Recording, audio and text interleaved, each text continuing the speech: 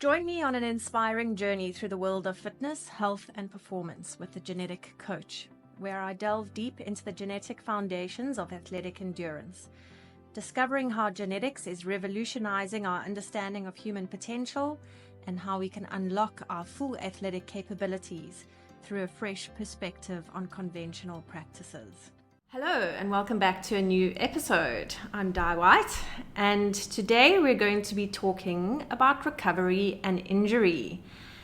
Probably two of the hardest things for an athlete to process. I know as a coach myself, the thing I find most athletes get wrong, no matter what their level is, whether it's ground root, novice level, full up to the professional level, is rest and recovery. Physically and mentally, being able to take that step back, taking that foot off the gas without feeling guilty or feeling like you're missing out on something or even going backwards. And then injury, well, that is a no-brainer. The heartbreak, the loss, the uncertainty that comes with it. So those are the two topics that we're going to be discussing today. And I think when I talk athletes, I don't want people to think, oh, you're just referring to the pros, you're not talking to me. I am talking to you. I'm talking about you, the everyday athlete who's dedicated and loyal to your smartwatch and the motion that fuels your fire. And I think when I use that term athletes, I'm not excluding anybody. I think it's inclusive of everybody that takes part in any type of exercise or activity. And I think as athletes, a big part of who we are and what defines our reality is our exercise, our stress relief, our sanity keeper. When that gets taken away or partially curtailed, we don't really know what to do with ourselves. And I think that's what makes recovery and injury such difficult concepts to get our heads around as athletes. So let's jump straight into recovery to start off with. We know from a physiological point of view that in order for the body to get stronger, faster, and more resilient, one needs to provide it with a certain exercise stressor and then allow for a period of load stress or recovery for a training adaptation to occur, or what we call homeostasis, or another word for that would be balance, to return to the body. So we talk about recovery within workouts. So we talk about work intervals and rest intervals within a workout. And then on a larger scale, in terms of regular periods of recovery within actual training cycles. So we term those, for those that are familiar with periodization, the micro and macro cycles of our training. Now, the point is that if the body doesn't have the appropriate rest and recovery for the stresses that are placed on it, it is not going to get stronger or faster or more resilient. And in fact, it's probably going to, over time, get progressively worn down, which results in reduced performance and increases the risk of overtraining, risk of illness and injury. When I think of my experience as an athlete, and I compare myself to, say, my husband, for instance, it's quite obvious to me that I battle with recovery. I've just constantly always got sore legs. My main sport is cycling, but I do a bit of running as well. But I always struggle with the fact that I've got sore legs. But also, I'm also one of those athletes that hates taking days off. So when I had my genetics tested, I started getting an understanding of why my legs are always sore and why I battle with recovery. And there it was in black and white. I have a big problem with post-training inflammation. Now you're probably asking yourself, what the heck is post-training inflammation? Sounds bad. And how do I get over that? So this is where I'm delighted to introduce you again to Chantelle Rossouw, who, if you don't recall from the last episode, is a researcher at 3x4 Genetics, and her work focuses on human performance, specifically endurance, power, injury, recovery, ergogenics, and even more. So her academic background is in human physiology and biochemistry, and so she's well qualified to talk us through recovery and injury. So welcome, Chantelle. Thanks for joining us again today. Thanks, Di. It's nice to be back. And yeah, as you said, the recovery process for a lot of people can seem like quite a bit of a mystery. Sometimes you do a session and you feel completely fine the next day, and then you can do the exact same session a couple of weeks later and you feel exhausted and your body feels exhausted. And so it seems like there's some underlying mechanism, something that's happening beneath this, like underneath, that obviously impacts that time that it takes for you to recover. And when we start looking into the physiology of it, that really helps us to understand what exactly is happening and what is causing those sore muscles, those symptoms of what we call sometimes delayed onset muscle soreness to occur. Yes. Okay, so clearly, I mean, we've identified that different people respond differently to exercise stresses. And so one person may be able to go and do 7 days of back-to-back workouts and feel really good, and another person may do 2 back-to-back workouts and feel, sure, I really need a rest now, or I'm really sore. What are the mechanisms? I mean, there's obviously a lot that goes into the pot of recovery. So general life stress, your age, the work you do, you know, what your other commitments are, whether you've got a family, etc., etc. But talking on just a physiological level now, what influences how our bodies recover? Yeah. So as you say, there's a lot of factors that are outside of our control, outside of our physiology necessarily, that can also impact recovery. But in terms of the biochemistry, that process of recovery actually follows quite a detailed sequence, and a sequence that's quite predictable. So when we refer to recovery after a training session, that sequence usually follows a specific step. So after a training session, depending on how hard the training session was, we will expect there to be some damage within the muscles. And that damage is on a physical level, and it's within your muscle fibers. You might have torn some of those muscle fibers. You also, during your training process, obviously your mitochondria are working really hard to produce all of that energy that you need in order to activate your muscles. And so the result of all of that activity is that we start building up oxidative stress. So that is the one phase of recovery in a physiological level that happens soon after a training session. So that oxidative stress starts activating other pathways within your muscles, including inflammation, and you've mentioned post-training inflammation. So that is where inflammation comes in.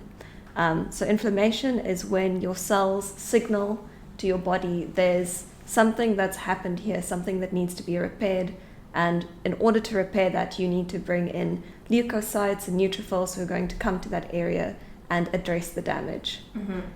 So we have training, post-training oxidative stress, and then post-training inflammation, and the physical damage, which is your post-training muscle damage.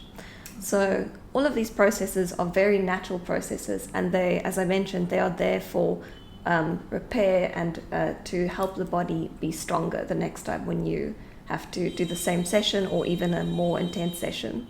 However, what the research shows is that from person to person, that time scale of the post-training oxidative stress, the inflammation, the muscle damage, that varies. And we can also sometimes see that the level to which someone will experience inflammation or oxidative stress, that also varies from person to person. Yes.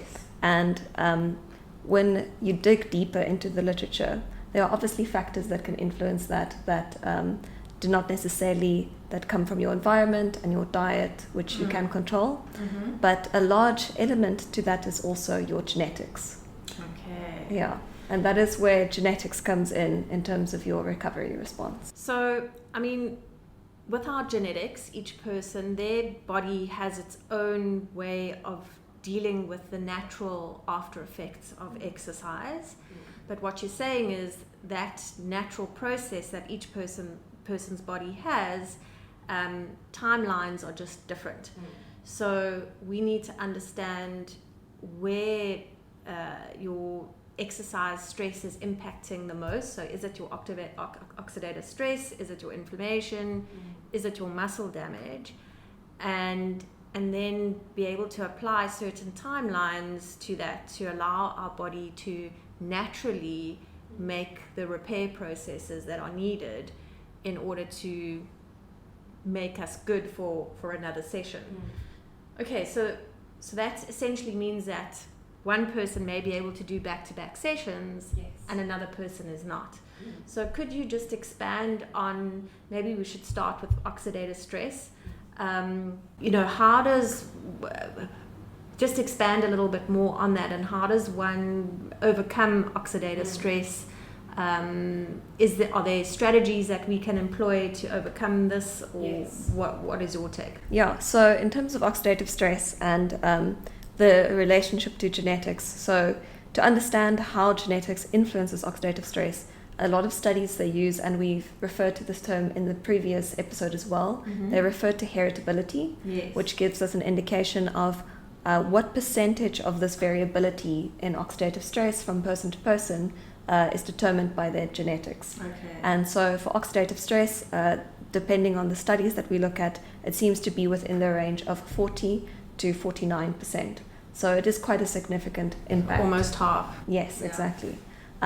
So the genes that play a role and that affect your ability to resolve oxidative stress, they are genes that will act as antioxidant enzymes. So these are the enzymes within your body that actually go to that site where you have the inflammation or the damage, and they will sequester some of those reactive oxygen species, and which are obviously very damaging to your body, and they will resolve that issue.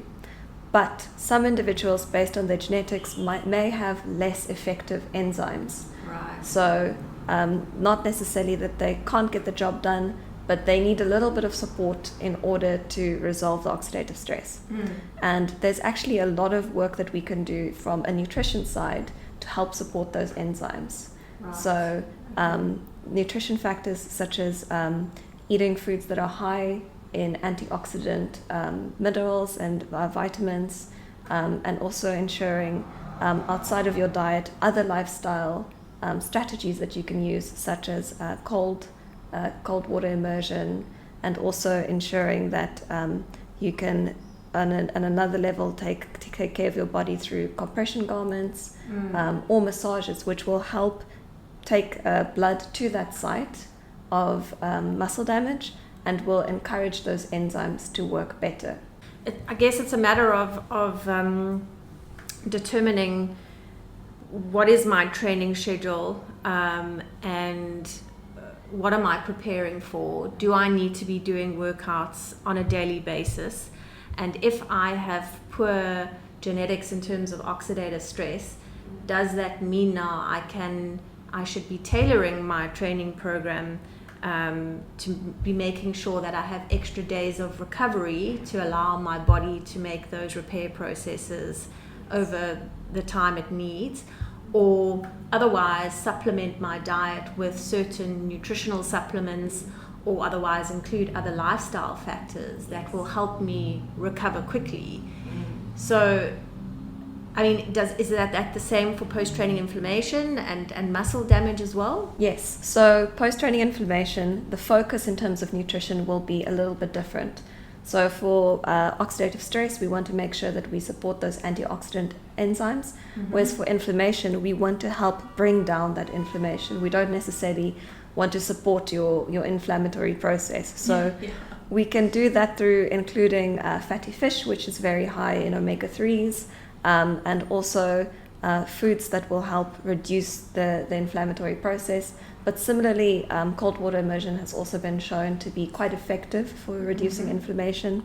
And so that can also be a very helpful additional strategy that someone may want to use.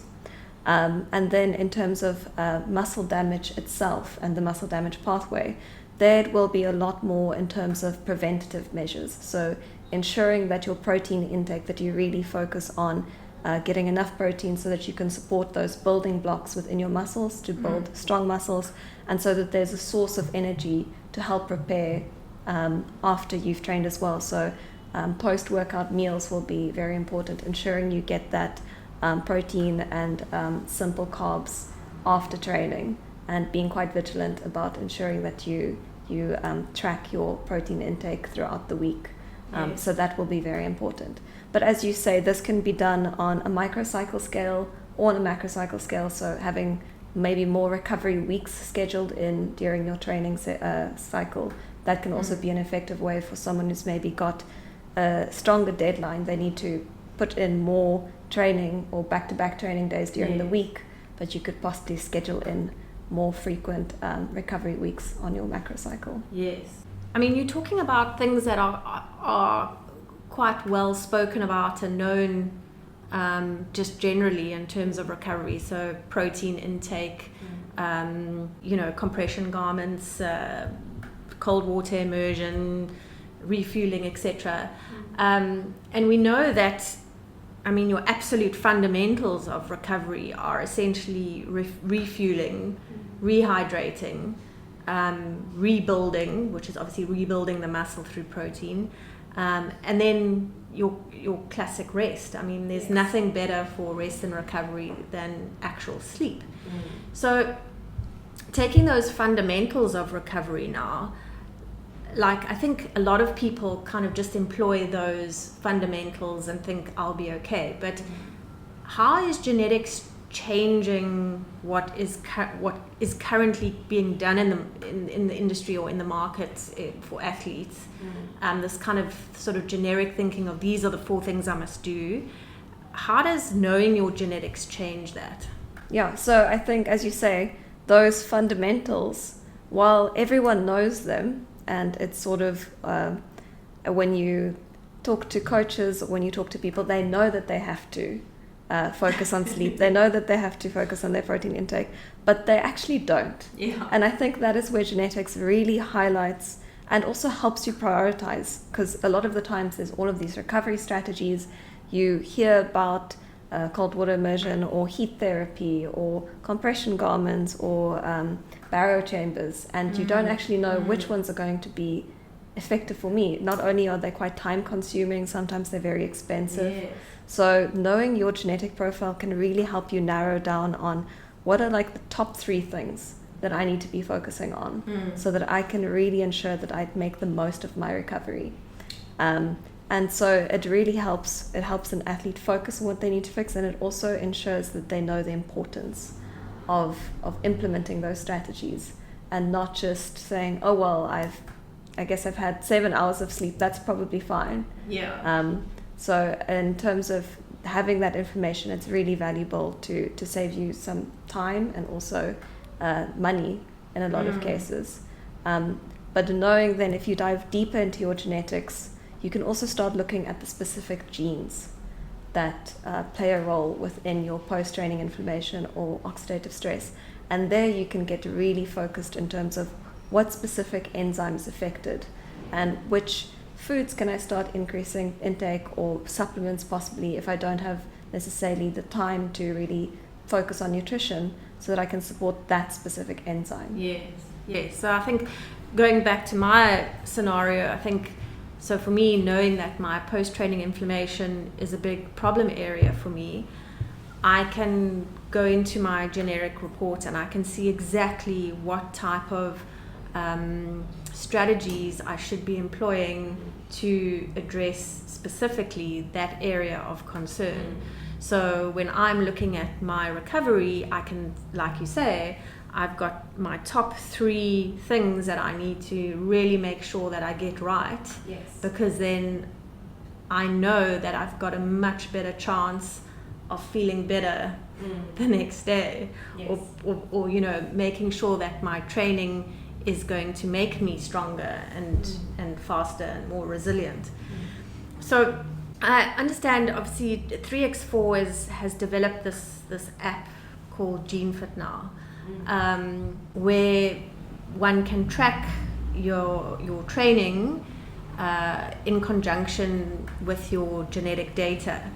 Can you give us a little bit of an idea of how that works in terms of integrating your recovery strategies, the nutrition, etc.? Yeah, so the GENEFIT app, there's the genetic component, and that lives on your app as well. And if you go onto the app, you'll be able to explore all of your genetic pathways, including your recovery pathways, where you'll see which areas of recovery that we discussed, whether it's inflammation, oxidative stress, or muscle damage, that you need to focus on, with some very straightforward recommendations for exactly what to do. Okay. Then on a daily basis, you will also get some recommendations coming through on your dashboard. That's also very straightforward. What do I need to eat today, or what can I do today in terms of a practical lifestyle strategy to support recovery for my current training?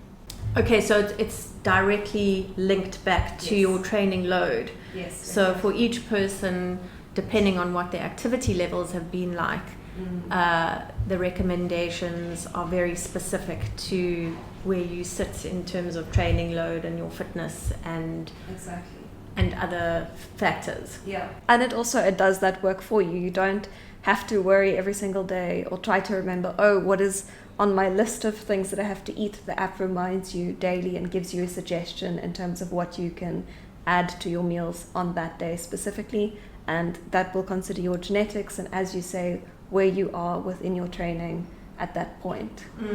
So that's on a recommendations level. But then also what is quite significant is that your recovery pathways are also built into your scores as well. Oh wow. So okay. Yes, so the app looks at your load balance, which is essentially a measure of how your current training is building in comparison to your fitness. Okay. Yes.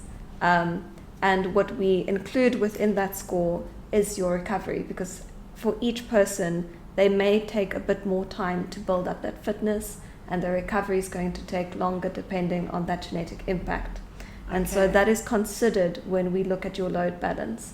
So not only is it going to be on a physiological level in terms of your training and your wearable data, but also on a genetic level, so that it's completely personalized to your genetic makeup. Okay, so what you're saying is that you may be doing certain activities, training, workouts, and that is having an impact on your fitness. Your fitness is growing, but you don't know at what cost. So is GENEFIT then going to give us an idea of what the cost is to each athlete by determining what their training load is, which has the recovery genetics embedded in that sort of analysis? Yes, exactly.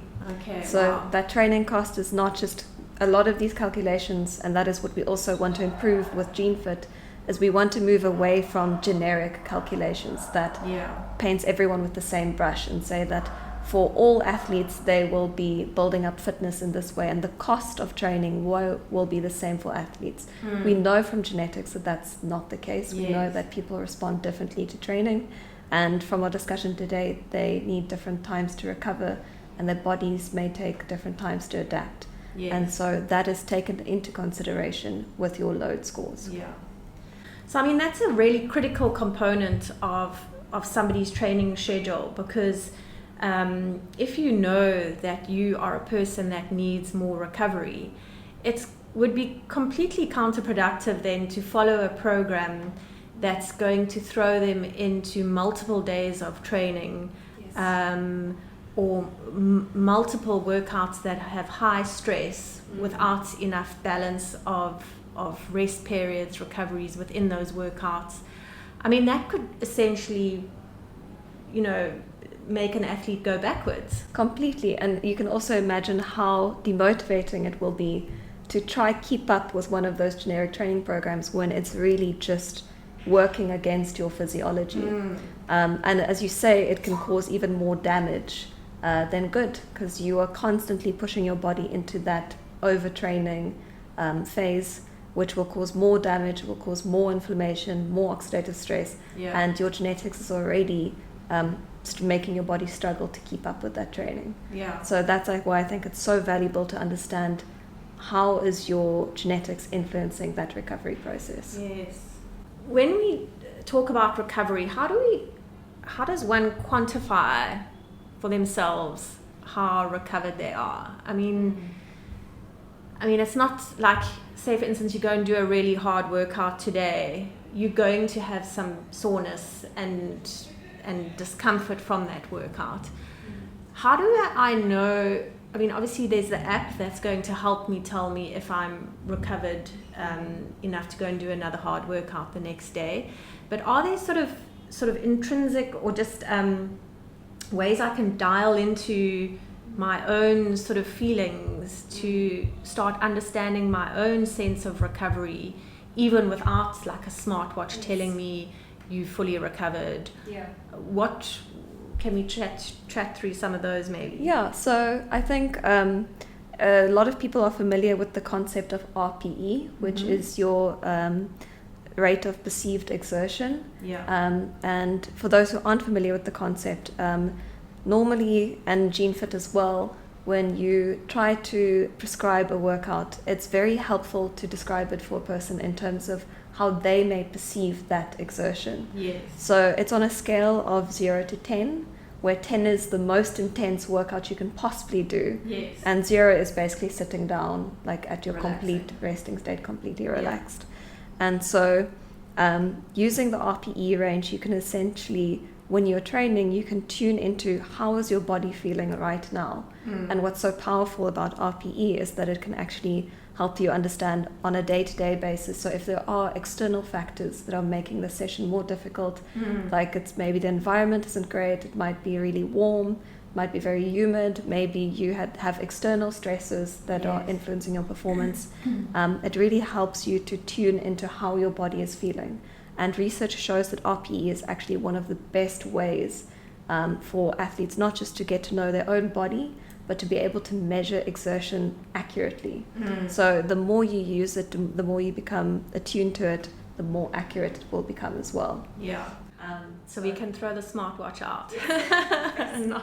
Not really, but So it's a very powerful tool, and so an equivalent to that for recovery is TQR, which is Total Quality Recovery. okay. And it works on the same concept essentially, but just for recovery. Yes. So on a scale of 0 to 10, how recovered do I feel today?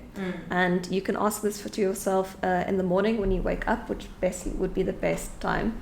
And you can make a note of it, and that will essentially help you to see on a day-to-day basis, is your recovery going up? Is it starting to go down? Do you notice a trend that you're starting to feel increasingly worse over time? So we generally want to aim for at least a 6. So 6 means that I'm feeling all right. I'm not feeling amazing necessarily, but I'm also not feeling bad. Yeah. And based on what our feeling is in that morning, that can help us track how the recovery is going. And the same with RPE, you will start getting better at it the more you actually use it. I think, that's an important point, that we shouldn't become so reliant on technology to tell us how we're feeling on any day, because I think that's almost where the industry is trending towards at the moment, is that there is just so much data, there's so much technology, there's Oura rings and we can track our HRV, and so many metrics that tell us how we should be feeling, but do we ever really ask ourselves, hang on, let me just put all of that stuff away, let me not look at the numbers, the data, let me tune into myself. How am I feeling? What are my muscles saying? How tired am I feeling? How moody am I? And I think that can really start giving us, using both of them in conjunction with each other, a much better understanding of where our recovery lies. And it's really interesting that I think since I've had my genetics tested, I think there's a lot of stuff that I kind of thought about my recovery, but I wasn't really sure, and I didn't quite know how to deal with it. But now that I've had the genetics tested, I have it very clearly stated to me what my problem area is, and that I need to be careful with recovery, and that I need to pay attention to it. And I think, like you said before, that's the benefit of knowing your genetics, is just that message in black and white telling you, well, this is what it is. It's not going to change ever. And you need to make sure that you employ certain strategies to make your training worthwhile at the end of the day, and to get you to your goal in the safest and most effective way possible. And I think that's what genetics is giving us now. That ability to get rid of the trial and error, to get rid of the uncertainty, and to focus on what the black and white is telling us. Yes, exactly. And as you say, you can't change your genetics, but you can change your actions. And having your genetic information, that's going to help you eliminate a lot of other noise. And I think that's also so powerful, especially for people. I mean, we want to be able to excel in all aspects of our lives as athletes, but also everyone has work and family and responsibilities. So you want to be able to make the most of your time when you are training. And you want to cancel out a lot of that noise, and genetics is a powerful tool to be able to do that. Amazing. Well, where can we get more information about this GENEFIT app, and how it works and how we can get hold of it? So you can get all of the information you need on the GENEFIT website, so www.genefit.pro, and there you will be able to get some information in terms of how the app works, the science behind the app for those who are interested in learning a bit more about how the app was created and the validation that we have done. And then also, obviously, you'll be able to download the app yourself from the website. And the best way to really get to know GENEFIT is by exploring it yourself. So you can create a completely free account, and from the beginning, from day one, you'll be able to start getting scores, seeing your own data and how it's tracked over time. So there's brilliant. A lot of value. So you can still use it even though you don't have a genetic test to start off with? Yes. You can start getting a feel for the metrics that are in the app and how it all works, and you can start recording a few workouts for yourself, linking your data, and then you can subscribe through the app? Yes, so you can buy a genetic test through the app, which will allow you to unlock all of the genetic insights that we've been discussing. And that will also, once you have subscribed to the app as well, you'll be able to have your genetic data integrated with the rest of your scores. And that is really where the true power of GENEFIT is unlocked. Okay, so initially your scores will just be kind of the generic scores. Yes. But once you have your test, those scores will then be modified specifically to your unique genetics. Exactly.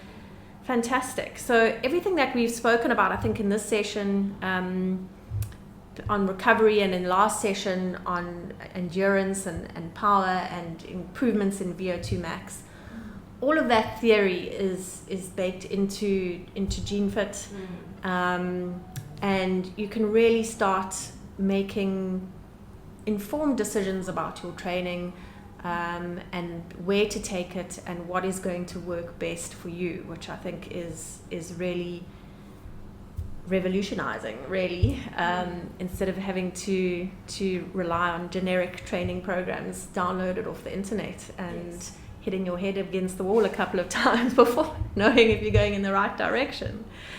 Thanks so much, Chantelle. But I think we haven't yet touched on injury, and I think there's always so much more to say about recovery, and we probably will touch on it again in a couple of sessions that are to come.